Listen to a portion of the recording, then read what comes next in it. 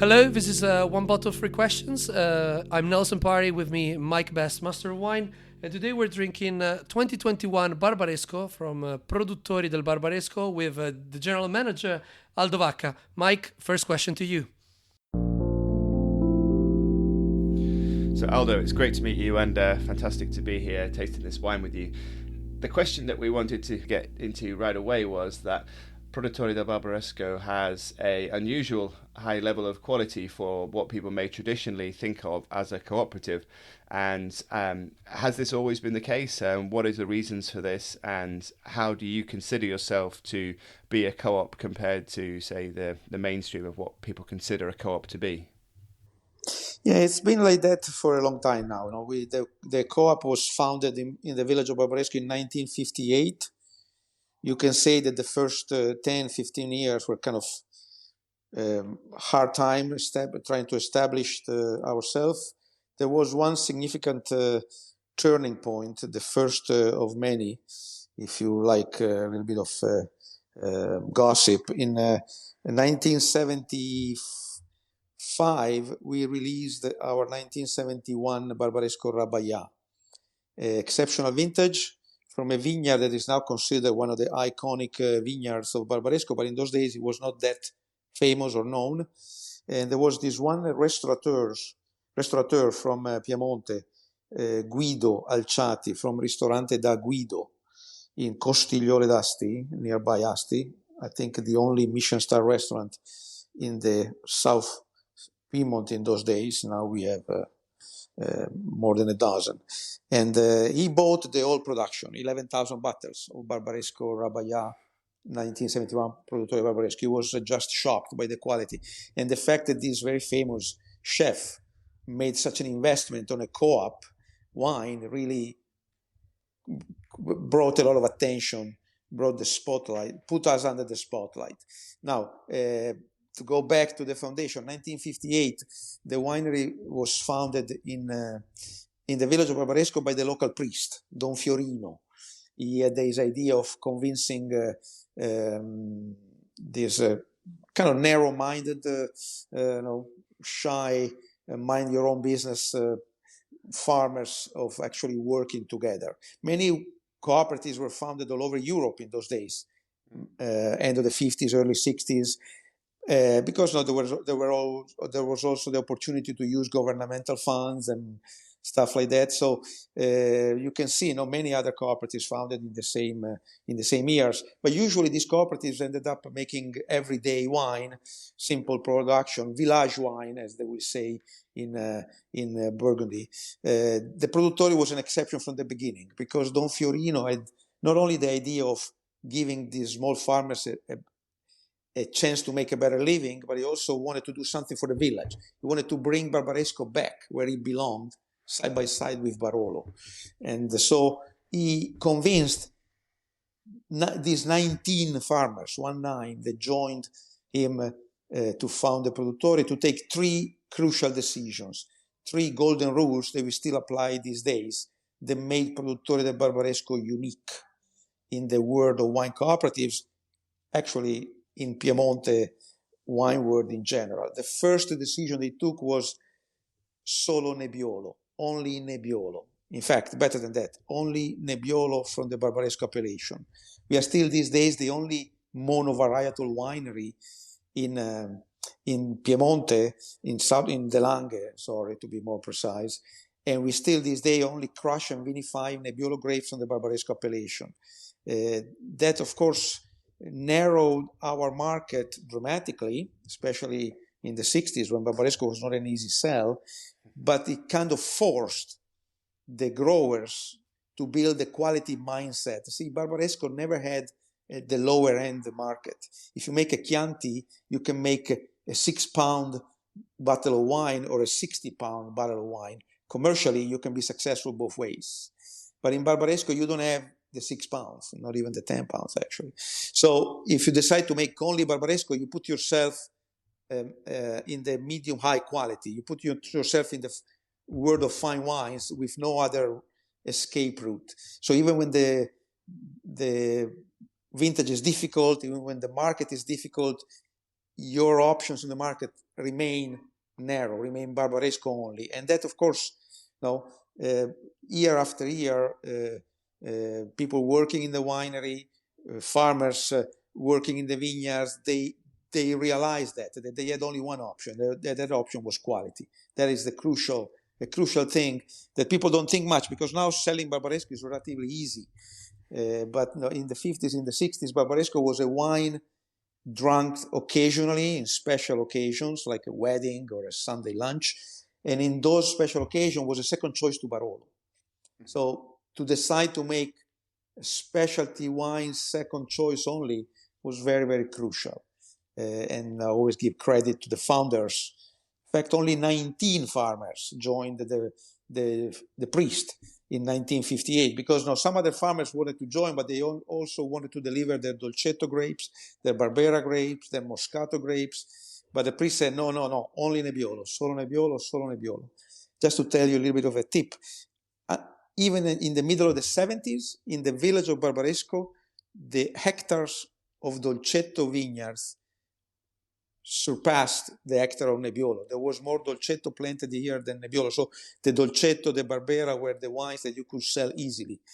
Nebbiolo-based wine, Barbaresco, was more limited. So a very bold move they made in 1958. The second decision they took from the beginning was the 100% delivery. The farmers, which are now 53, they deliver to the Produttori del Barbaresco winery in the center of the village only the Nebbiolo grapes that they grow from the Barbaresco appellation, but all the Nebbiolo grapes, 100%. They cannot sell to other wineries the Nebbiolo grapes. They cannot compete and make their own Barbaresco. Many wine cooperatives, even famous ones, allow their growers to make their own wine. When you allow that, usually the grower tends to keep home the best crus, the best grapes, and deliver the not so good one. Or maybe to deliver a lot in bad vintage and keep home more in good vintages. So we never allowed that from the beginning. Again, this is something that many cooperatives do these days, but in the 50s, in the 60s, that was totally unusual. And the third very important decision took from the beginning was the quality payment. We pay our grapes, the grapes that are delivered to the winery, not just by quantity, but also by quality. Again, in the last 3 decades, everybody does that. Also, all the other cooperatives do that. But we started this method of pushing the farmers toward quality, giving them more money for better quality grapes since day one, since 1958. So solo Nebbiolo, 100% delivery, and quality payment, 3 crucial decisions taken from the beginning when nobody was really doing that, made this cooperative, as Robert Parker said many years ago, an example for wine cooperatives all over the world. It's an amazing story and incredible inspiration at that time when, I can only imagine, but the world being so different, to think it's a very visionary step to take.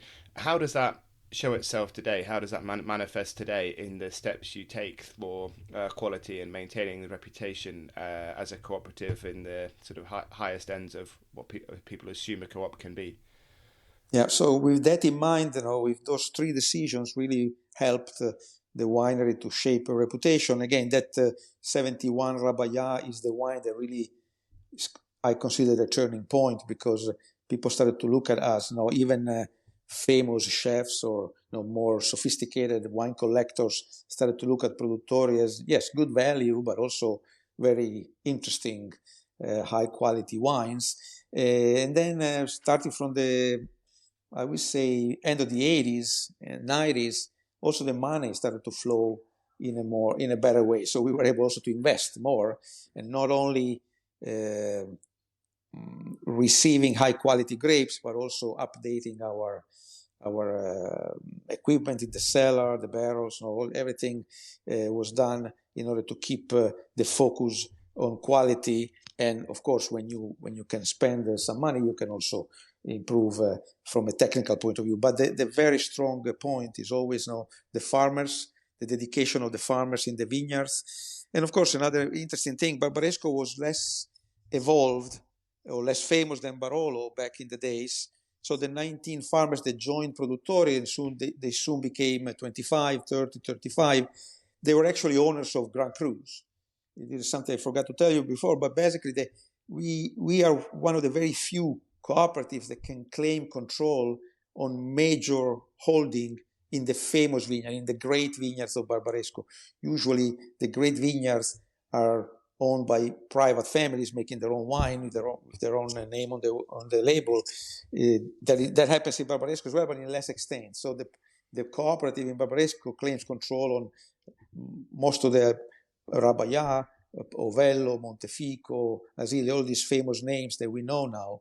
We have strong holdings in those days. And then, of course, owning the great terroir is the number one point. Now, we try to push the farmers to work for quality more and more. So, to give you an example, in the last 15 years, and this is the farmer's decision, it's taken year after year. In our early July meeting, we meet with all the farmers. We meet 4 times a year, but minimum. But in the July meeting, we talk with the farmers and we start to see a first overview on how the growing season is going. And we, of course, at that point, we talk about green harvest. And in the last 15 years, we always decided, with one exception, the 2017, where we had frost and hail in April, but we always decided to reduce the yield per hectare, which is defined by the DOCG. So our farmers agreed to deliver to the winery not the 8 tons per hectare, which is allowed by the DOCG, but only 7 tons per hectare. So we've been downgrading, giving up some of the famous DOCG strip label that you see on the neck of the bottles, producing 10% less than the yield required allowed by the DOCG in order to maintain the quality. Now, of course, some producers produce even less. Some farmers produce even less than that. Some farmers stay at that. But the 7 tons per hectare is the limit that all the farmers year after year agree to stick with.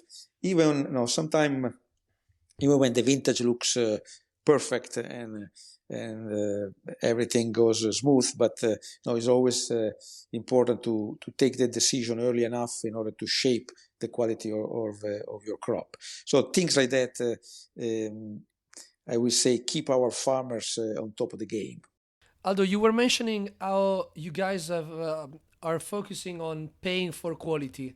I was wondering if you can give us an example, like a practical example of how this payment for quality works. So how an inspector goes, check the grapes, and it's like, oh, what are the parameters that decides like what is a top, quality bunch, and how all the rest works.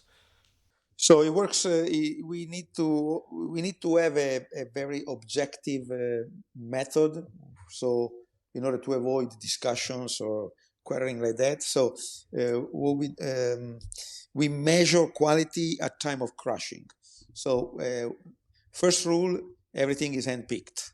And this is true for the whole region of the Langhe. Second rule, and this is applied to Produttori only, our farmers, they have to deliver their grapes in small baskets, 20, 25 kilos, 50 pounds maximum. So small size basket. We don't accept the delivery in big gondolas. So even if the grapes are picked in the morning and delivered in the evening, or if they're picked in the afternoon and delivered even the day after, they don't get squeezed. They remain, the quality of the grapes remain intact. So let's say the farmers pile up their baskets, small baskets on their tractors. They drive to the center of the village where the winery is located. They park on a weight station where the tractor is weighted full. Then they move just a few feet and we start to unload one by one these baskets into the crushing machine, which is basically a destemmer. The juice and the skins are collected below the crushing machine in an open stainless steel bathtub. And then at the end of the crushing, before sending the juice into the fermenting vats, we take a random sample of the juice. And we have a machine, it is a spectrophotometer right there. And we take a 1 gallon sample randomly selected during the crushing. And out of this gallon, we take half a pint or even less than that of the juice, and we put that glass of juice in the spectrophotometer. After 40 seconds, we have three numbers popping out from the machine: the sugar level, the tone of the color, the brightness of the color, and the phenolic ripeness, which is the ripeness of the tannins, the density of the juice. So in 30, 40 seconds, we have three numbers. We have three quality parameters: sugar, color, which is strictly connected with the aromatic complexity of the grapes, and phenolic, which is tannins. We could also measure acidity, and if global warming keeps on going, we may implement acidity in the quality parameter. Right now, we don't need to do that. But if we were making wine in Sicily, probably acidity would be the number one factor. So these three numbers, sugar, color, and tannin, combined together form a quality factor. Based on those three numbers, the winemaker, the cellar master, myself, whoever is there at the crushing station, decides what to do with that batch of grapes, with that must. If it comes from Montefico and the quality is very high, is sent down in the Montefico fermenting vats. If it comes from Montefico but the sugar is odd or the color is not there, or it may be downgraded right away to Barbaresco. If it's from a young vineyard planting, first, second, third harvest, it goes to Langhe Nebbiolo. So those decisions are taken by whoever is there from the winery, but the farmers, they don't care about that.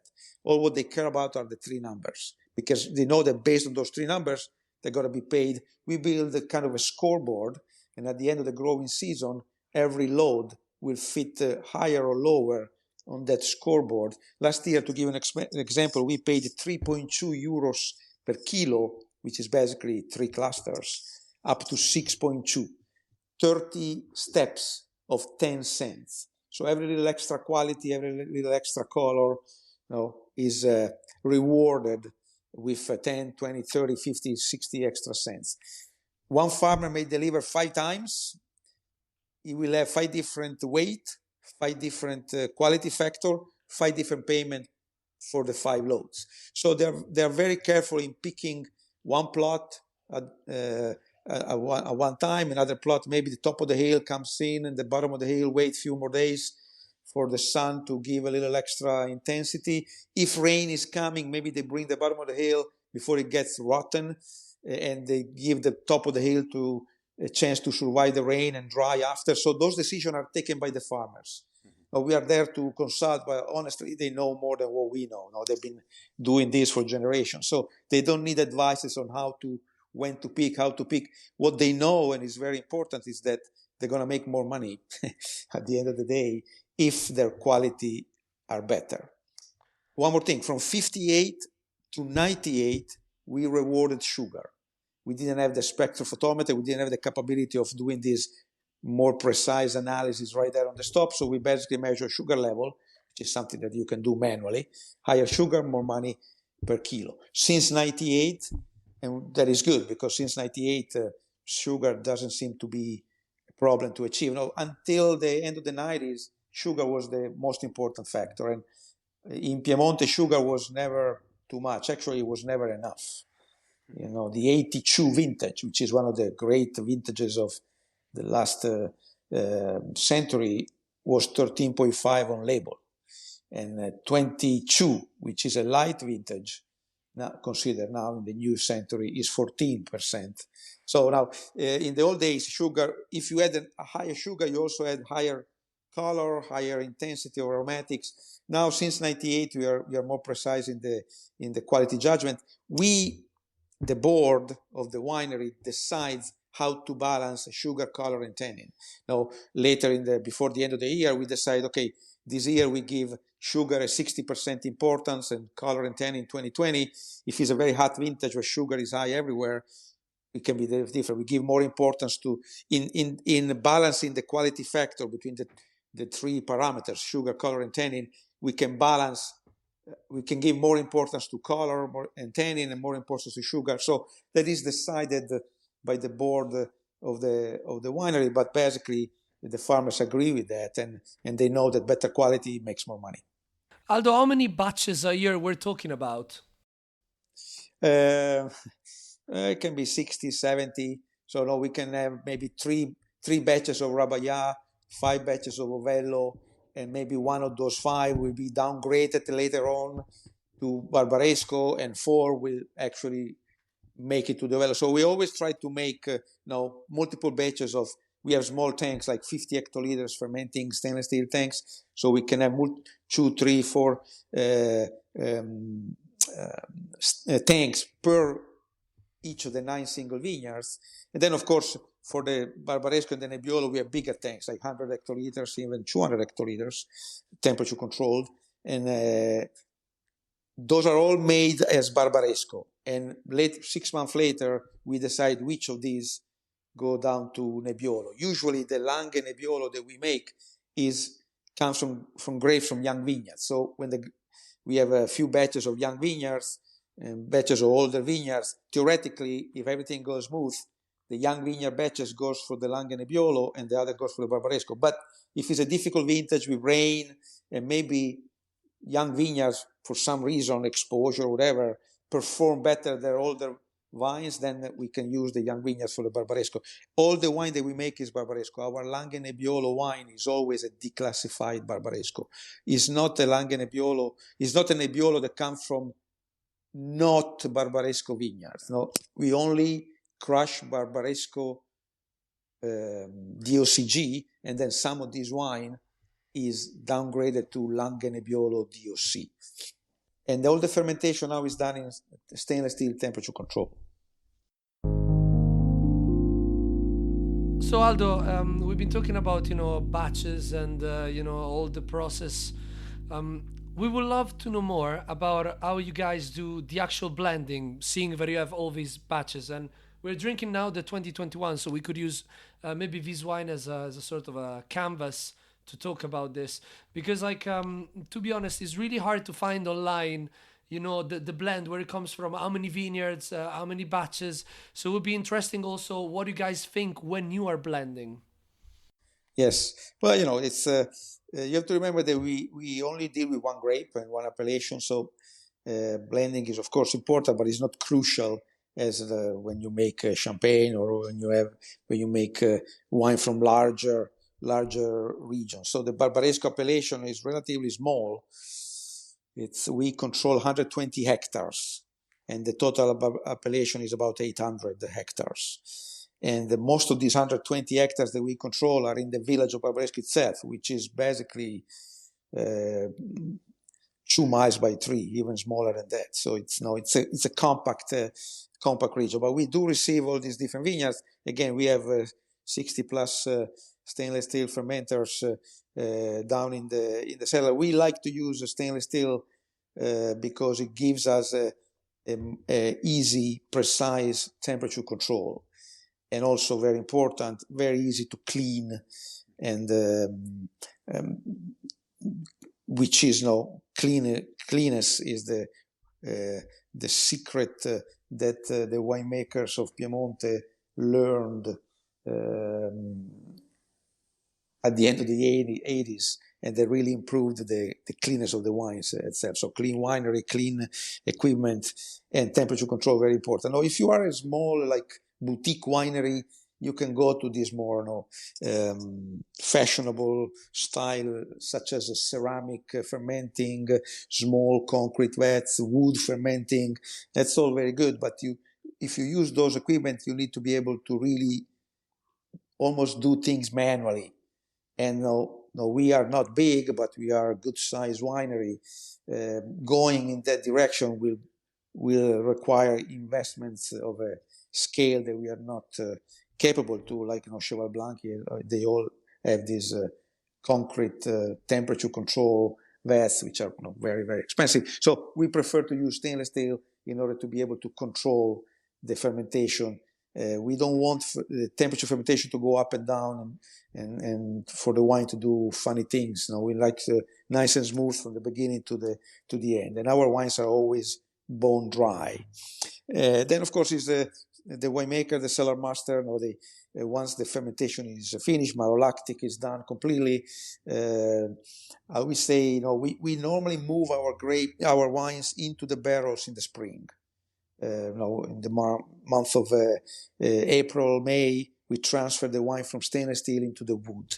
At that point is the first decision on how to blend, how to do, and it's based on analysis, of course. We go to the lab, we look at the sugar level, the complexity, we taste the wines, and it becomes, again, if it's a vintage like 2021 is a perfect vintage. One of the, hopefully, many vintages of the century, as we like to call them. But everything went smooth in 21. Perfect growing season, perfect temperatures in the summer, beautiful September with cool nights and warm days. So, so we had all grapes were of outstanding quality. So it was relatively easy, young vineyards tanks were selected for the Nebbiolo, and the single vineyards were produced in the maximum possible quantity, because everything was very good. And then the other wines, the blending was done. We really don't sell anything in bulk these days. Some of the press wine. So basically, when you have a vintage that everything goes into the bottles, and we try to, we do for the single vineyard is one bottling only, and for the Barbaresco we do 3 bottlings, where we try to keep it as precise as possible. So the 3 bottlings, basically they have the same blend. It's just a matter of logistic to do multiple bottling because of the size of the winery. Also, we have some of these single vineyards are relatively large for us, like Ovello. We have a lot of holding in Ovello, in Pora, in Monte Stefano, Montefico. So we don't use all the grapes from Monte Stefano to make the Monte Stefano wine. So at that point, we have maybe 4 or 5 fermenting vats of Monte Stefano. By tasting, we decide the 3 that are going to be used for the Monte Stefano, and the remaining one can go down to Barbaresco. So in the Barbaresco final blend, there are vineyards which we don't produce as single vineyards, such as Currà, Facette, Bazarin, etc. And then there's always a little bit of Asili, a little bit of Asili, maybe not, because it's a very small vineyard for us, but a little bit of Ovello, a little bit of Monte Stefano, a little bit of Rabayade always goes in this blend. But it's basically, whatever we consider not up to the standard to be Rabayade or to be. Then there's also a little bit of a commercial reason. In a vintage like 21, we probably could have made even more Ovello than what we make. But of course, the more single vineyards you produce, the less high quality grapes you have in the Barbaresco blend. We want the Barbaresco that you're tasting right now to be always on top of the game, as good as possible, a great representation of that vintage. So we try to balance the production. The Barbaresco single vineyards production fluctuates 20-25% up and down depending on the vintage, but always that is done in order to keep the quality of the Barbaresco blend at the highest possible standard. So if in order to make a beautiful Barbaresco, we need to give up a little bit of the single vineyard juice to enhance that blend, then we do that, because the wine you have in the glass right now has to be always the best possible vintage quality. I'm just wondering if you ever had any friction between farmers. I kind of know a bit about people in Piedmont, and I can guess where maybe there's a farmer that produces, that has a plot in Rabayà, and maybe that plot is not gonna go in the single vineyard but in the Barbaresco. Does that create any friction? Did you guys have any problems about this? No, really, no, because honestly, they don't know. I mean, they look at the spectrophotometer, they look at the numbers that come out on the machine, and they know that if they deliver good grapes or not, but then they don't know what we're going to do with those grapes. That's up to us to decide what to do. So, they are happy with how the winery is going. The money flows, finger crossed, nicely for them. They are not like a multi-billionaire like some of the private wineries in the region, but they make good money they make a good living, so they are happy. Of course, through the years, some of the farmers that started Produttori left to have their own label. And of course, like Bruno Rocca, for example, is a classic example. No, he has a beautiful piece of Rabaya that they own. His father was one of the founders, but at the end of the 80s, he felt like he wanted to put his name on the label, and the market was good enough, and so he took the brave decision to leave and start his own company. So it doesn't really come to friction, but through the years, 4 or 5 farmers left and started their own company when the times were good for them, and we don't have any rule against that. They're totally free to go and do their own things. Piemontese are kind of really shy or reserved. You know, some farmers may have some complaints, but it's more about the logistic or how the winery is managed, how the way they deliver. Like right now, this small baskets policy, it is becoming a little bit of an issue because, of course, you have to unload these small baskets one by one, and somebody has to do it, and it's hard work. While if you have like those big baskets that are called beams that a forklift can handle and unload, it's so the manual part of that. So it's more discussion about that or about things like that, but not really about how we blend the wine, how we release the wines. Remember that on the back label of the single vineyards, we always write the name of the families whose vineyards are in that single vineyard, and that gives them some proudness, and they like that. They like the idea of seeing their names behind the back label of the Ovello, or the Rabaya, or the Asili, etc. So, Aldo, you've been in charge of the winery since 1991, and we wanted to ask you, during your history there, what were like the changing moments, like when the quality really rise up even more, like if there were like some technical choices, some choices of branding, like what are like the pillars of your history on changes of the winery? So what can you tell us about that?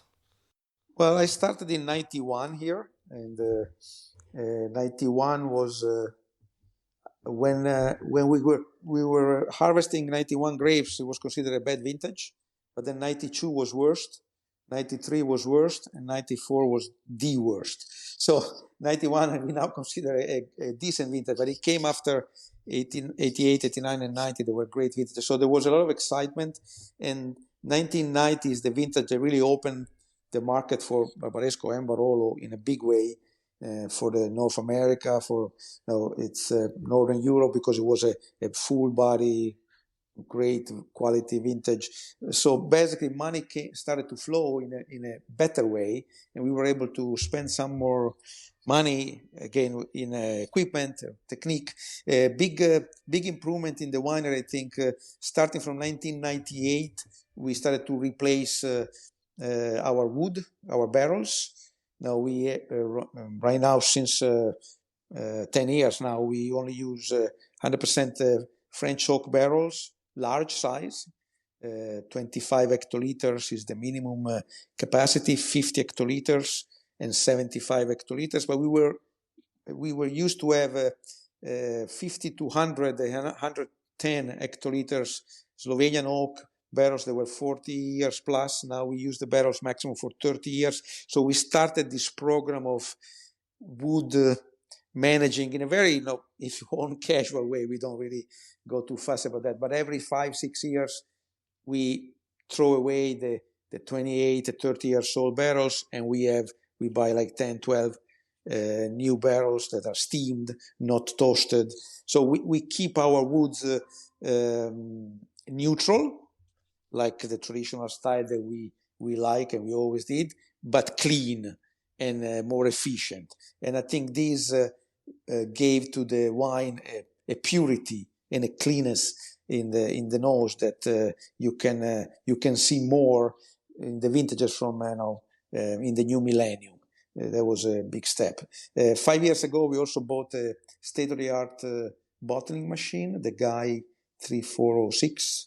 And which is still state of the art, but now this gives us we already did that in the past, but this is a machine that regulates the nitrogen and the level of the bottles. Every bottle, nitrogen is pushed in the bottle to replace the air, and then the filling of the bottle is perfect, very precise. So, of course, I'm telling you things. These is things that everybody does these days. It's not like this doesn't make us different from other wineries of the region. The winemakers now are very, very conscious about controlling how the wine is made in the winery. So, but this is something that we needed to do and needed to be done. And beside the most important factor, which is the terroir, the quality of our grapes, our vineyards, and the dedication of the farmers, this also helps us to keep that quality, the standard, very high. My father used to say that sometimes big is good. He always was advocate of large volumes, because the fact that we have multiple plots in all the great vineyards, and we have a lot of, in the Ovello area, for example, we have southwest, west, but also southeast exposed vineyards. We have top of the hill, bottom of the hill. It gives us a flexibility when we make the wine that some of the wineries not have. Let's say if you have a very hot vintage, 2015, very hot, very intense, very high sugar level. If you have one plot in Rabayat facing full south, you are limited in your options. But if you have 6 farmers in Rabayat, one is on the top of the hill, one is a little lower, one is facing full south, but the other one is a little more southwest. Within those plots, you can cherry pick what is best. And sometimes in a hot vintage, like we're having more and more these days, the full south exposed vineyard on top of the hill is not really better than the lower part of the hill where there is a little more humidity in the air. So flexibility in the selection of grapes within the vineyards and enlarging the region of Barbaresco, 120 hectares, gives us the possibility in any given vintage, even in difficult vintage, to be successful if you want. So that was absolutely incredible tour de force from Aldo Vacca, and we were very pleased today to have the 2021 Produttori del Barbaresco, and our questions covered off the quality rise of the Coop and the specific elements that were done to achieve this, and we discussed the heritage and the history of Produttori del Barbaresco. So Aldo, it's been absolutely brilliant to talk to you today, and wish you all the best. Thank you, Mike.